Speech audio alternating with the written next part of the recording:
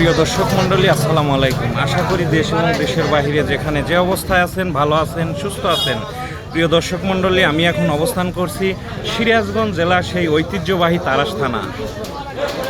আমরা জানি এই তারাসকে ঘিরে অনেক লোককথা, ইতিহাস, ঐতিহ্য আছে। আপনারা আর একটা কথা জানেন, প্রচলন আছে, বিল দেখতে চলন, গ্রাম দেখতে কলম, আর শিব দেখতে তালম।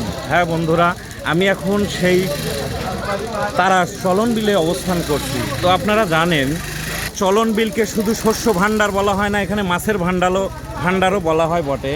আমি দেখাবো যে এখানে কত সুন্দর বিলের এবং নদীর টাটকা মাছ পাওয়া যায় সেই তারাস বাজারে। এখন আমি সরাসরি এখানে চলে যাব, মাছ দেখাবো। এই যে দেখুন, এটা সম্ভবত আয়ের মাছ।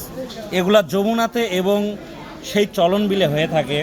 এই যে ট্যাংরা, আরও অনেক মাছ আছে। দেখুন, এই সুস্বাদু মাছ খেতে হলে অবশ্যই চলন বিল অথবা যমুনা নদীতে যেতে হবে আপনাকে। তো আমরা চলন বিলের মানুষ, মাছে ভাতে বাঙালি, কথাটা কিন্তু সত্য। এটা ওই তারাস বাজারের চিত্র। তো যাই হোক, আমি এখানে এসেছি, ঘুরে ঘুরে দেখলাম। আমি এই মাছটার দাম শুনবো, আপনাদেরও শোনাবো যে এই আয়ের মাছটার দাম কত। আসসালামু আলাইকুম ভাই, এই আয়ের মাছটার দাম কত? 1200 টাকা কেজি। 1200 টাকা কেজি। তো যাই হোক, আমি একটু উল্টিয়ে দেখবো মাছটার আসলে অবস্থা কি। এই যে দেখেন, 1200 টাকা কেজি। এই যে যমুনা অথবা কিন্তু এটা চলন বিলে হয়ে থাকে, আমরা দেখি।